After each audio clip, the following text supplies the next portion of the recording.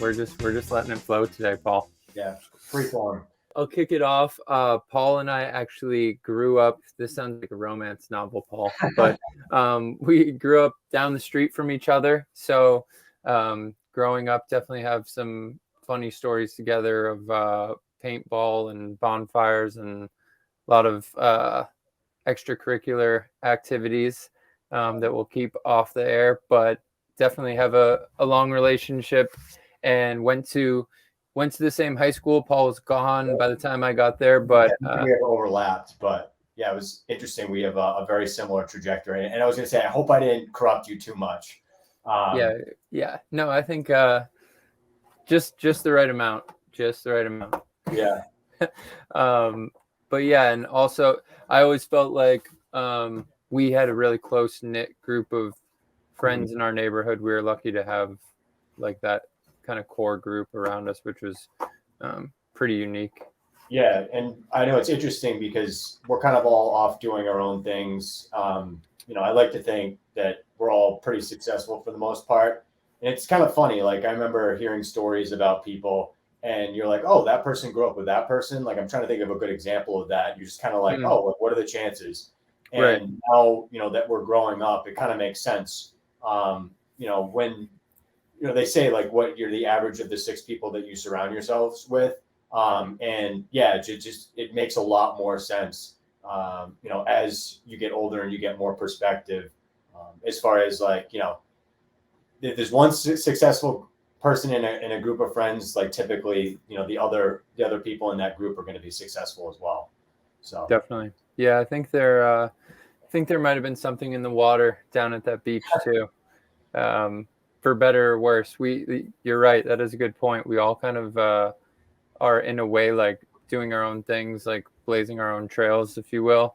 But yeah, I definitely was lucky to have such older good role models to really well, maybe not all of us were great role models, but most of us were. Yeah. Right, exactly. So yeah, I guess maybe so after, I would say, where we kind of leave off, went to the same high school, didn't overlap. You were obviously, what did 4 or 5 years older? So it just missed you? 4. So I graduated high school, it was 2006. I think I was leaving as a senior, entering my freshman year of college, and you were entering your freshman year of high school. Right. But yeah, through other, obviously hanging out and coming back from school, and also just playing golf together, that type of thing. So we have that background. And then I feel like, especially when getting out of college, we started to, you were in Boston, I was in Boston, start to like hang out more and focus a little bit more on like the, chatting about everything, but like business side, entrepreneurship side, I know definitely have helped me in what I'm doing. And then kind of transition to some like fitness stuff. You've showed me the ropes on a lot of things, so I'm grateful for that. And naturally, I feel like we just we're having all these lengthy phone conversations anyways, might as well put them down and record them. Yeah. No, it's it's been fun. I mean, I don't want to say the relationship sort of shifted from like a mentor, like mentee type of thing, but I mean, I think everybody can kind of relate to that. Like growing up, there's always somebody who's like a couple years older. And to your point, it's kind of interesting. Like we sort of separated, went our separate ways, and then sort of came back and viewed each other as I guess at that point it'd be sort of like equals, right? And because we come from such a similar background. Right. Say we think the same way, but yeah, we're obviously we can relate. Definitely. And I think that will be interesting when talking with folks. I'm already seeing it. Like we've done some conversations together with some endurance athletes, like and it was interesting to hear different perspectives from people all around the world. Like, we talked with Lucy in Australia that time. And there are like so many different perspectives and like I said, diverse backgrounds, but there's so many commonalities too of like things that they go through that we're also going through in this season. You start to see that too. Like you could be talking to someone who's super into fitness or someone who's just doing fitness for fun. But there's like a similar mindset to the type of people we're talking to. And it's been kind of refreshing to hear. Yeah. I mean, I like to think of ourselves as like, I went to St. Mike's, it's a liberal arts school. So I kind of like to think of, what we're trying to do here is it's almost like a liberal arts education to a certain extent. Like, I think it's cool to expose people to different ideas and concepts. And although I like to think we like to dig a little bit deeper. But obviously, if you're covering a diverse set of topics, you can't really get super deep, super technical. But yeah, I like the idea of us being able to sort of tap into different types of people doing different types of things. But I would say the one sort of common thread, at least in my mind, is this is definitely a podcast for somebody who's curious, right? And I think that's the one common thread amongst all the people that we talk to. They're sort of into their own things. Like, Lucy's into endurance running, but she's super curious about different things, right? Like Big Mets, right? Type of deal, right? His niche is triathlon, but he's super interested in lots of different things, from music to, literature, lots of different topics. So that's the one thing I really like about the conversations that we're having. Hey, that's a great point, and I think curious is like the perfect way to put it. It reminded me of this song called "Lust for Life," and that's like what I feel like people have. Like they're super engaged, and curious. They want, I wouldn't say necessarily more, but they're always seeking like, what's next type of thing. And I think you said, we dive a little deeper, which we've definitely heard from guests after the conversation, that, they felt super comfortable with us. And I think that's, as we're like kind of introducing ourselves to you guys, the audience, that's something that we want to place emphasis on, is being an open, free form platform to basically sit down and have a conversation. Like we were just talking to AJ the other day, and he messaged us after saying like, felt like I had known you guys for years. Like I was just talking to like one of my brothers type of deal, like one of my friends. And that's exactly the type of environment we'd like to ideally like continue to foster. Yeah, I think that's a really good point too. Like, I don't know if you got a chance to check out Jordan Peterson's podcast with Rogan, but they were talking about that a little bit. Like, just you can tell by the way that somebody approaches you in a conversation. Like, if somebody on the other side like seems plastic, like you can sort of tell that that's not really them, right? They're pretending to be this type of person. And the reason why they're trying to do that is because, at least this is the way that he explained it. They're trying not to say the wrong thing, right? But they don't want the gotcha moment. That comes across though, right? Like you can sort of feel that in the conversation. Like I'm not talking to a real person. Like he sort of says like you can anticipate like the next 3 or 4 things that this person's going to say when you ask them a question. And I think that like people are getting a lot of that. And it just seems like there's not a whole lot of like real and genuine conversation happening anymore. And I mean, I think you and I are both on the same page. Like, exactly what we want to do, right? People are thirsty for it, and we just want to give people like real honest conversation. Absolutely, craving the real, the uncut, the raw, but I totally agree. And it was funny when I was talking with Sam. He said, I was telling him like, when we do this, I really want to avoid basically like the boilerplate template questions, like, so what's your favorite thing you've ever made? And because for me, as like when we're hosting, I always get I'd rather just have a conversation and have those things naturally come up than be looking at a list and like not listen to what they respond to. Because I've noticed that like good podcasters, like good podcast hosts are so compelling in the way that they basically follow up with a response, and bad ones it's really tough to listen to, because someone will talk for like 3 minutes, 5 minutes, give this elaborate response, and they'll be like, great, so what's your favorite place that you've ever visited? And they're like, I mean, you're just going to disregard. Yeah. It's like, is this 21 questions or yeah it's funny, it's like when you're texting with someone and there's like multiple things. Maybe this is just me because I'm I don't know, a little bit much in text, but and someone doesn't like answer one of your questions that you asked in the test, but like this conversation's still going, you're like, can we get back to this point? And that's how so as a listener, I get frustrated with certain guests, and then others I'm really engaged with. So hopefully we'll be engaging. Yeah, I mean that comes across too, and that sort of gets back to like this facade that Pearson was referencing. Like you can sort of tell when you're having a conversation with somebody, and they're not really listening, right? They're sort of thinking about the next thing that they're going to be saying. And again, that's just another sign that you're not really having a genuine conversation, right? And sort of like the follow up will be, sporadic and sort of, I don't know, it just won't sound natural. And again, that all sort of goes back to this idea that you're just not really having a real conversation. So what's your favorite song, Paul? Dude, I really honestly I don't honestly have a favorite song.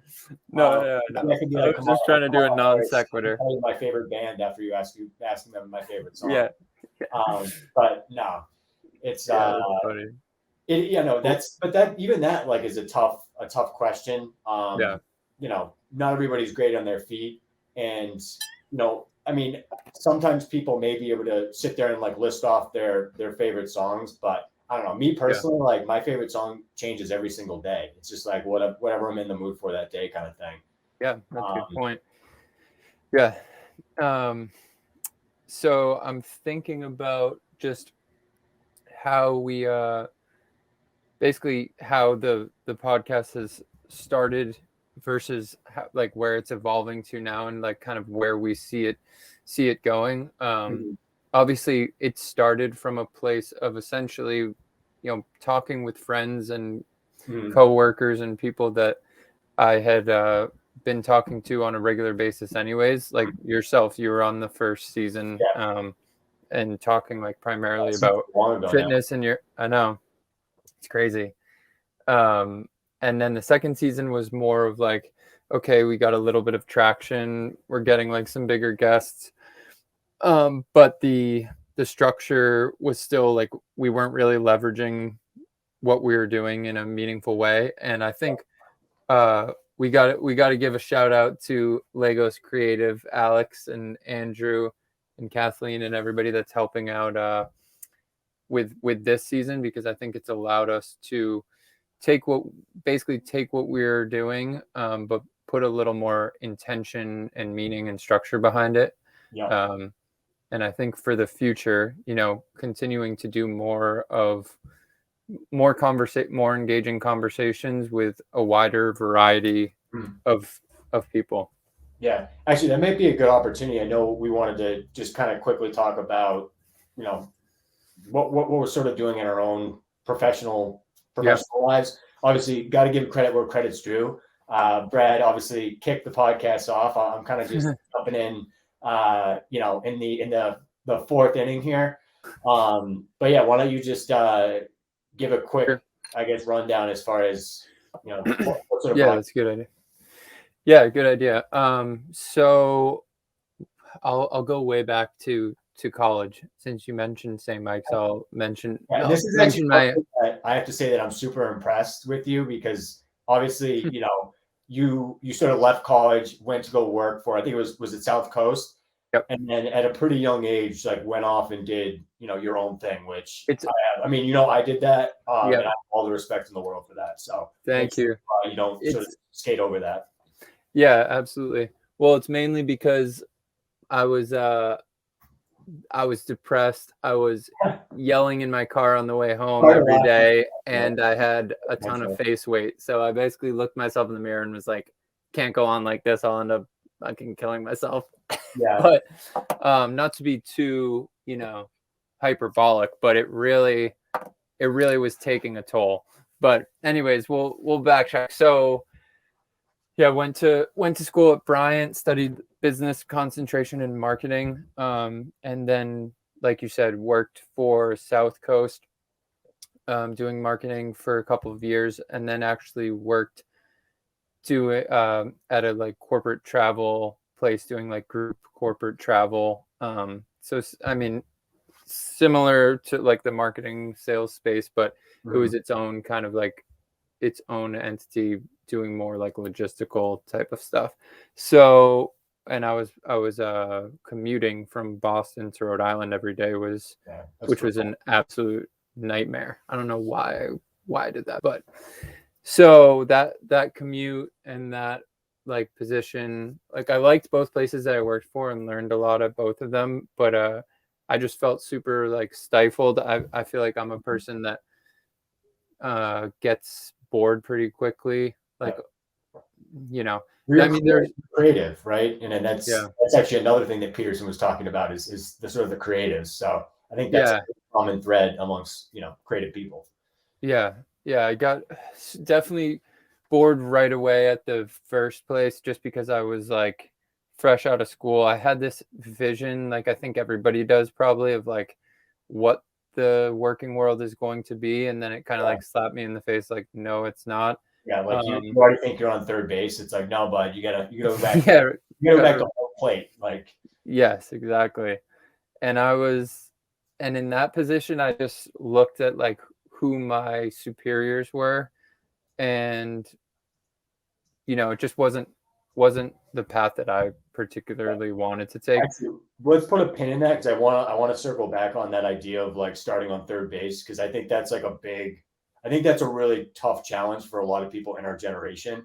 Hmm. It's sort of like graduating college and living a certain type of lifestyle and then having to basically start off in an entry level job, not making a whole lot of money, but like still kind of being tied to this idea of wanting to live a certain type of lifestyle and thinking Yeah, that that's a good point. you deserve that. So I definitely want to circle back on that because I think that's a really important point. Yeah, I think would be valuable for a lot of our listeners. yeah, that is an interesting point. Right? Yeah, that's an interesting point because, yeah, I think that could be potentially either not necessarily a problem, but definitely a tendency of our generation. Like we have this, it's the short term versus long term like gratification. Assuming like, okay, your parents have this, so when you get your first job, you're then gonna have this, or like a house, like, oh, or my parents have a pool and a hot tub or something, like, so we have to have that immediately, or like, or going on vacation once, for 2 weeks every single year or something like that. right, it's like they built, right, and they built and sacrificed for decades to be able to do that. It doesn't just all come at once. You actually have to create that and generate things that will allow you to do so. Yeah, that's a good point.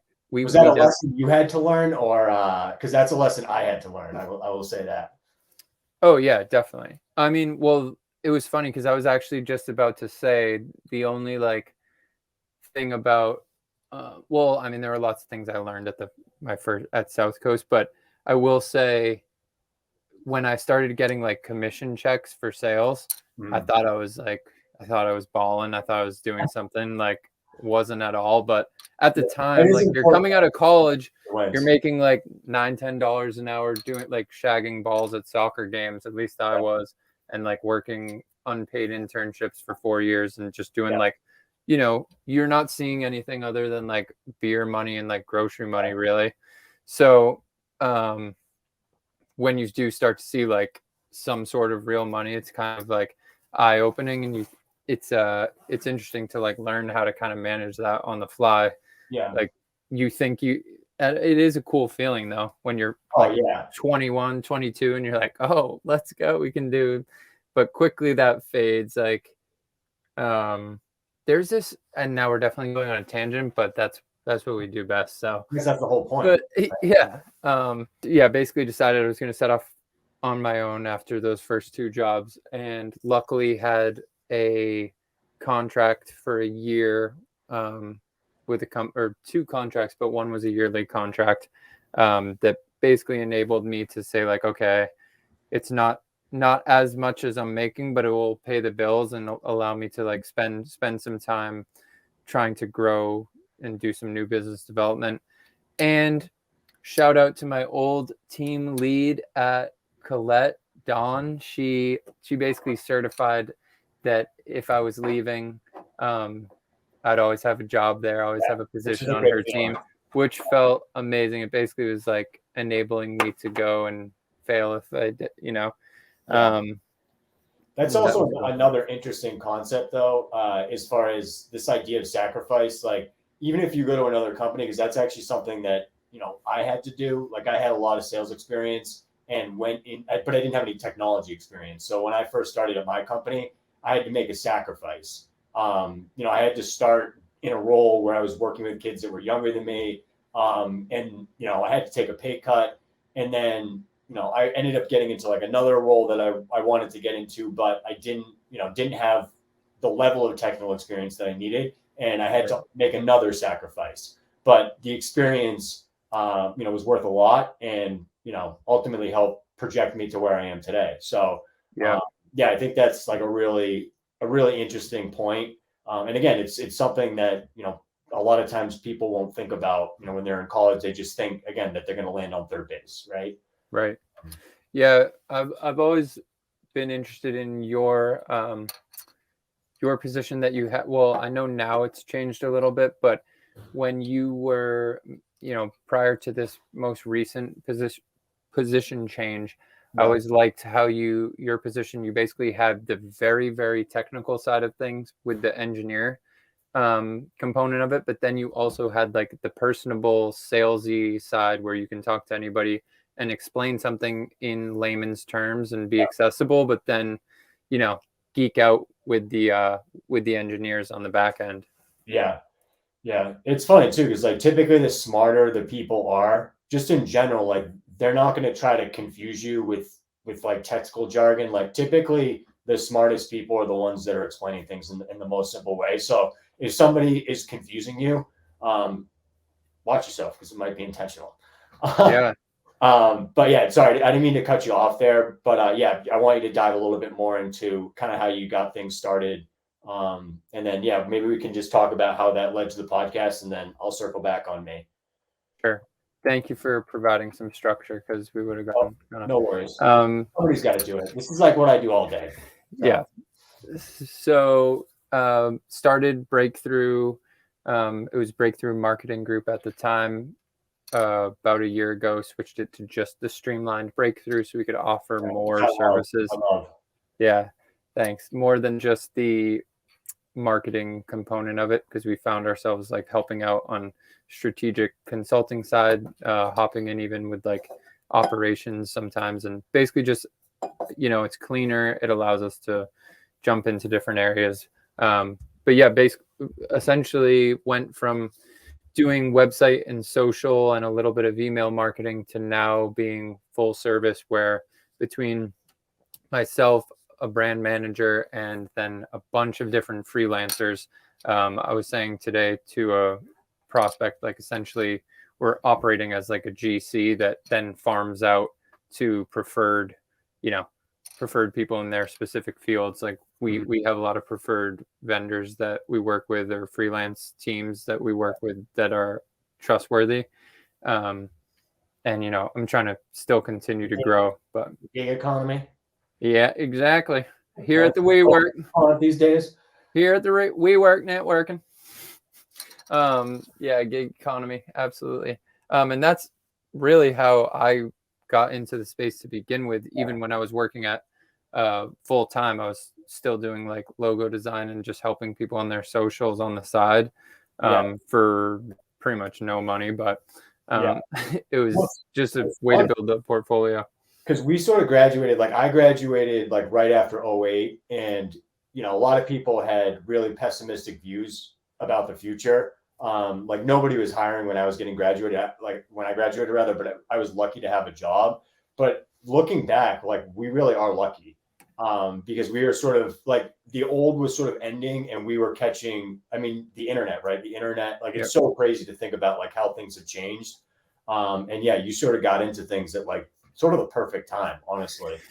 Well, that's a good point. And our generation, I've had this conversation with other people too. I think we're definitely biased because we're in it, but I think we are in a unique situation where we had access to technology, but it was at a stage in our life where we had also experienced the time without technology. And like, we can still have conversations with people and go do things in the real world and not be absolutely glued to our phone. Yeah, like this. Yeah.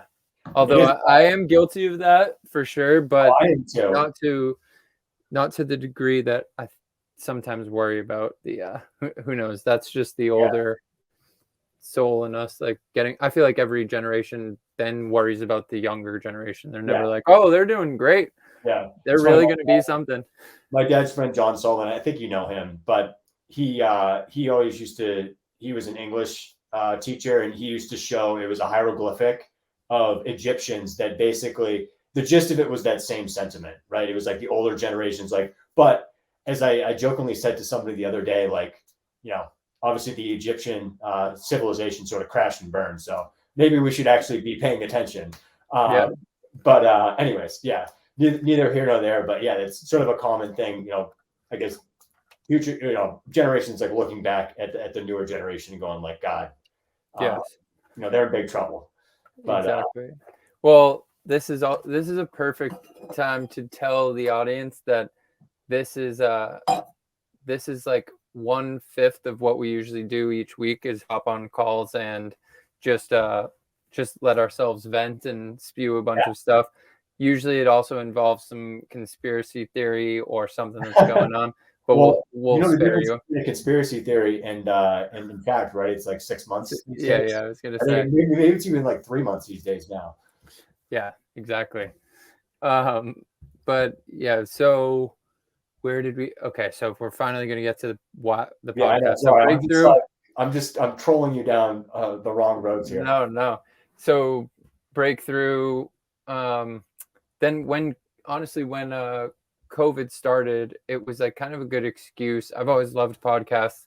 Always wanted to just have a platform to be able to talk to people that were doing cool stuff.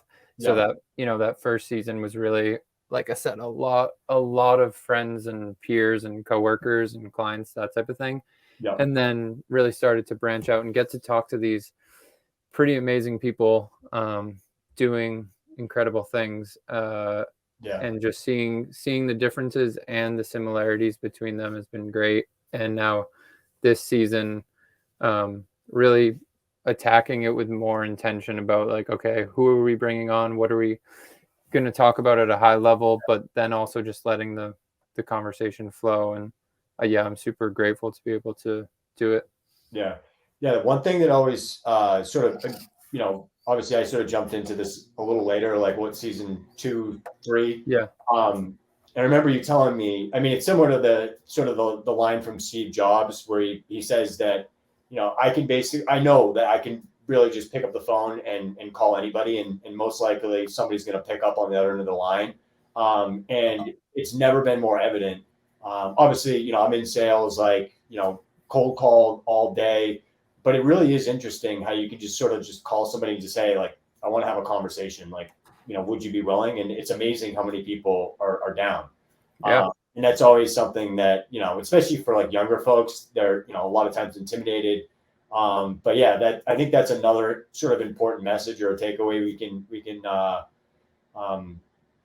give to the audience is, just reach out to people and have conversations just ask to have conversations with them. Like they're most likely not going to say no. And you're a better person for it. So especially to your point earlier, that's a great point. It's like just how accessible people are. I mean, especially now with the internet, it's like with Insta, it's like how many people have we gotten on just DMing conversations just by like DMing them. Right. And I'm just shocked at like how many people will get back to you.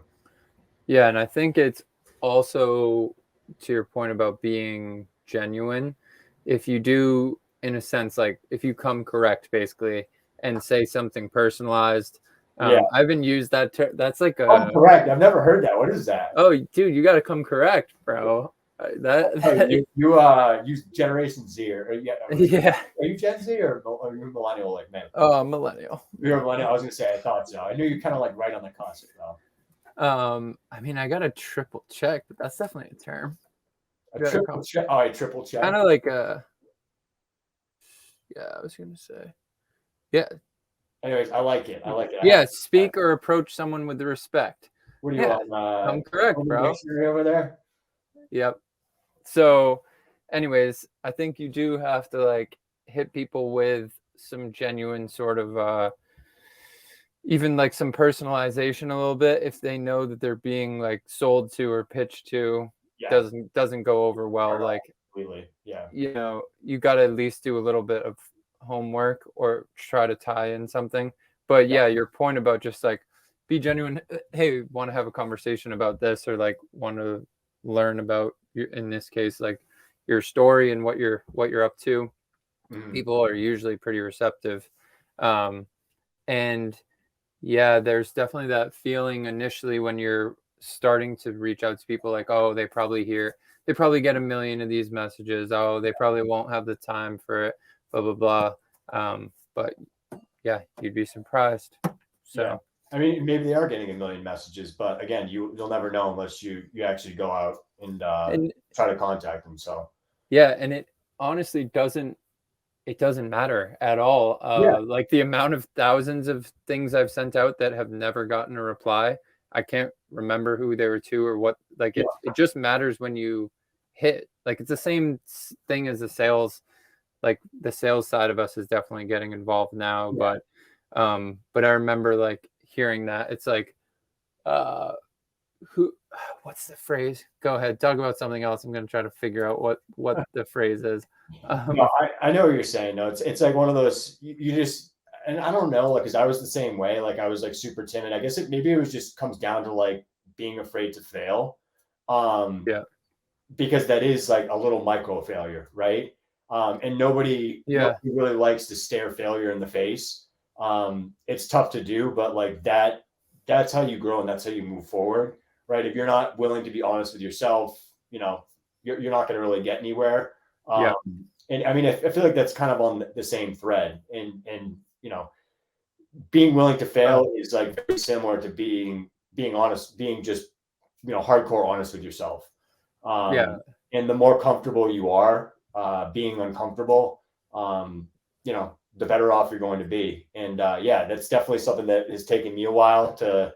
And again, it's tough to get beat down every single day. Like I still say, like being an SDR or service sales development representative or business development representative is another acronym for the role. Like that's one of the toughest jobs on planet Earth. Like getting rejected like multiple times all day, 20, 30, 40 times a day. Stop calling this number. Nobody likes getting cold called.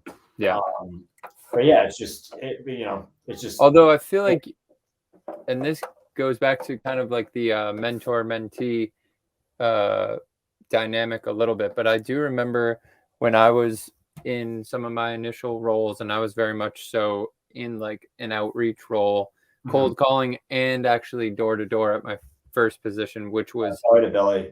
It's ruthless. Ruthless. Well, I did that with Captain's Club. Well, I'll circle back on that. But like, I think that's one of the best experiences I had is you know, doing like the belly to belly sales thing where like I was talking to like 500-600 people a day. And it's just, I mean, it's talk about good sales. It's unbelievable. Yeah. There's a psychology to it too. You learn immediately. Like I used to walk in and like there would be certain people that, you know, we would have worked with in the past or like we knew did certain things with us, but like you would just get a look from the people like not today, and I'd just be like, all right, I'll be back next Tuesday. You know, like we were working with small businesses in the area, so it was really, and a lot of it was like print media. My job was kind of like to help usher in the digital side, but Mhm. they were still very heavily trying to promote print for whatever reason. Yeah. Didn't end up working out too well for them. That's just me, little bitter because I feel like I tried to warn them against that. But anyways, the cold calling like component of it, I remember you helping me out with, certainly as far as just like not getting jaded to it. But I just remembered the phrase that I used to always like repeat to myself when I was actually trying to build breakthrough and I Mhm. was doing cold email, cold calls, that type of stuff. Yeah. And it was like, who's in, who's out, who cares, who's next? Who's And it next? was like, yeah. And it was just like, if I got beat down and someone was like, basically, you know, F off, Yeah. I would just like kind of take a second and hit that, because then it's like a little mantra basically, because then once you do have a win, it feels so good. Oh Like yeah. I can vividly remember being in the Marriott Long Wharf and like closing this deal, and I started almost like full out screaming in their lobby. And like that's where I was, yeah, and like the guy knew that I wasn't like staying there because I would be there like 2 or 3 days a week and he'd always Yeah. see me in the business Don't center. worry. Yeah. And I was just like, let's go, freaking out. But it's because of like 300 ones that people were basically like, yeah, no, we don't know who you are. Fuck off. Yeah. No, mantras are definitely important, especially when you're doing something that's really tough. Like you really need to remind yourself, um, why you're there. And I mean, it helps to keep you focused too. Like I remember Yeah. when I was doing triathlon more, like I used to always say to myself, like, this is why you're here, right? Like Yeah. you're here because you wanted to do something challenging, and not to say that I'm like masochistic or anything, but like there's Right. something about the pain of like really putting yourself out there, that is kind of like addictive almost. um but yeah, Yeah. it's I mean, with anything that's really really tough, to your point, it's super super rewarding as well. Yeah. Yeah, I think is another thing that our generation really has issues with. They just want everything to be easy. Mhm. And when you think about you know why are we here, right? Like, what's the meaning of it all? Like, those are the types of things that really sort of give you meaning. Um, so yeah, Yeah. it's I agree. definitely interesting. Yeah. I liked your point earlier too. Maybe you can talk more about it because I know you've used it definitely in your like personal life with fitness, like you talked about the Ironman and triathlon. But you said like being comfortable being uncomfortable, getting Comfortable, yeah. comfortable being uncomfortable. Yeah. I mean, it's sort of yeah. I mean, being comfortable, being uncomfortable is it's similar to like an exercise, and this is something that like Wim Hof talks about with cold exposure. Like Goggins talks about it when he's Right. talking about how he's just like super hard. Like it really is like almost like the ability to like step outside of yourself and like be looking in on yourself. Like your mind is constantly going to be trying to make excuses for you, and you just need to learn how to like turn the volume down, Mm. and stay focused with the task at hand. And it's all about sort of like perception. Like your mind is like, it's a very interesting thing, right? And you sort of almost need to convince yourself. um, but yeah, that's one thing that coming from the startup that I came from, right? Getting into technology and talking to people about technology that I wasn't necessarily up to par. Like, yeah, you just sort of have to be comfortable being uncomfortable. But it also comes back to this idea of like fake it till you make it. Like that's not Mm. really a good approach, right? My dad always used to tell me like he don't know that he don't know. And like I didn't really understand like what that meant when I was a kid, but once you get older, you realize what that actually means. And Yeah. that's super important, right? Like Mm. people can I like that. tell, like if you do something and you're super confident about something and like you shouldn't be, like eventually the person on the Yeah. other side is going to find out, right? Right. So you just need to make sure that you're overstepping. Like it's one thing to strive, but it's a completely different thing. Again, with that concept of like fake it till you So make it, funny. like I hate that. Like I hate when people say that. It's such bad advice. You know, it may get you to where you want to go quickly, but you're definitely not going to stay there for very long.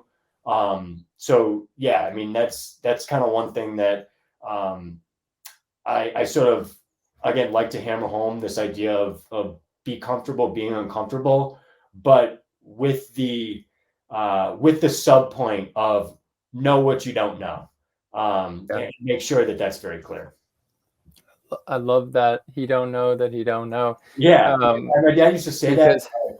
I was like, what the hell is he talking about? Like, that's kind of yeah, fun. I don't really get it. It's like, dude, I get the shit now. Well, it's so true. Like the fake it till you make it, you can get to a certain level by doing that, but you will inevitably get exposed if you don't. And there's always like that fine line too. You know, the one that was like from Stanford. I'm trying to remember her Yeah. name. Oh, yeah.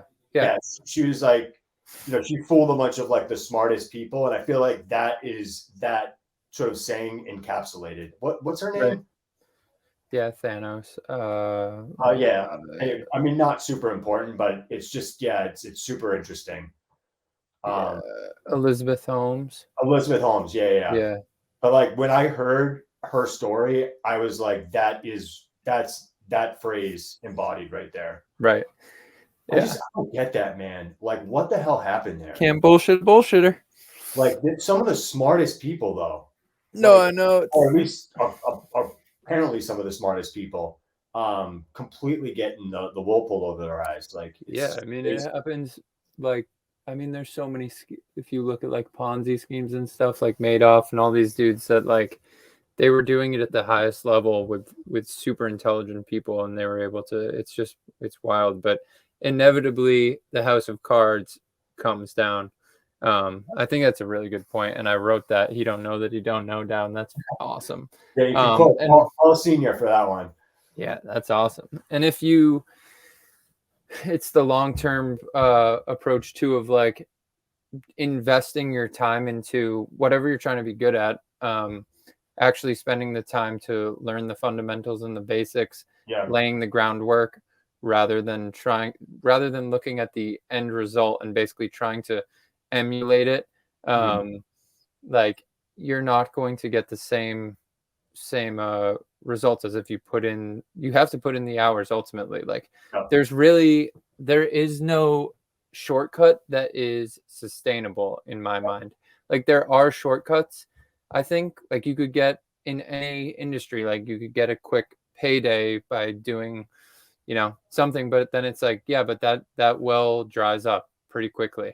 And you sacrificed your brand for it because now your brand's associated with like this sketchy thing or whatever. In sports, like, yeah, maybe you could get away with whatever, eating like shit. I'm trying to think of like an analogy, but basically talent only gets you so far. And I can't remember who I was just somebody was talking about Tom Brady, and I think it was Patrick Mahomes, and he was talking about the difference between those two, and he also drew the analogy between LeBron and Michael Jordan. And he's like, LeBron, he's the perfect example of like what the best athlete in the world looks like, but he will never be the best basketball player of all time because he doesn't have the discipline. And the problem is LeBron has been told that LeBron is the shit since LeBron was 17 years old. And I think that's like a new thing that like the younger generations like didn't really have to deal with. Like there was a very small subset of the population that had that type of fame or, you know, was in that type of position. But now you have, you know, kids with blue checks that are like freshmen in college, just thinking like, you know, they're the king shit. And, you know, I think it ultimately is going to stump them in the long run, because again, like LeBron should be the best basketball player that's ever played. But like I said, he will not go down as the best basketball player because he just doesn't have the discipline. And yeah, he just doesn't have that same work ethic that Jordan, you know, famously didn't make his varsity basketball team. And it was that, you know, that compelling event that ultimately turned Jordan into Jordan. So yeah, it's definitely, I think it's interesting for sure. Well, Paul, that point aside, now we can never have LeBron on the podcast. So you really screwed us over here, man. Yeah. But He was within range. He was going to be on the next season, man. Yeah. But another thing you were talking about too, it's like, it's like, I feel like there's, I just sort of lost my train of thought here, but like, you're kind of either like a hater or a creator. And we can, one thing that like a lot of people, and especially in our generation, like they grew up and they see the moment that the person made it, but they don't see the 10,000 hours that went into that point until they made it. And so they just see them make it and they're like, oh, that's so easy. I could do that. And like, those are the haters, right? Right. And then you have the creators that, again, behind the scenes, they're doing the right things when nobody's looking. That's sort of what separates, I think, like I said, Jordan from LeBron or Mahomes versus Brady, right? Yeah, I love the hater creator. A good friend of mine basically used to talk about like, whether you're consuming or creating, like being mindful of that. Good way to think about it. Yeah, he actually was on the show too. His name's Ahmed. AD. Shout out to AD. He had a connect actually with one of my buddies, Alex, my buddy Alex. So I think you met Fada. He was actually telling me he used to do some work with that guy. Oh, really? Oh, yeah. No doubt. Yeah. No, AD is awesome. And he is also very much of the health is wealth mindset. He kind of like introduced me to that. And we've been kind of following up with each other on that ever since. But yeah, he talked about this a while ago with me of like being mindful of when you're consuming and when you're creating, and essentially making sure you're being a part of building something or making something. To your point, you're a hater or a creator, and I'm definitely fortunate to try to surround myself with people who are creating at least more than they're hating. And I feel like a lot of people that are trying to build something or do something themselves, whether it's physical, professional, just trying to get better every day at something, they don't have time to hate. Like they don't have time to worry about someone else.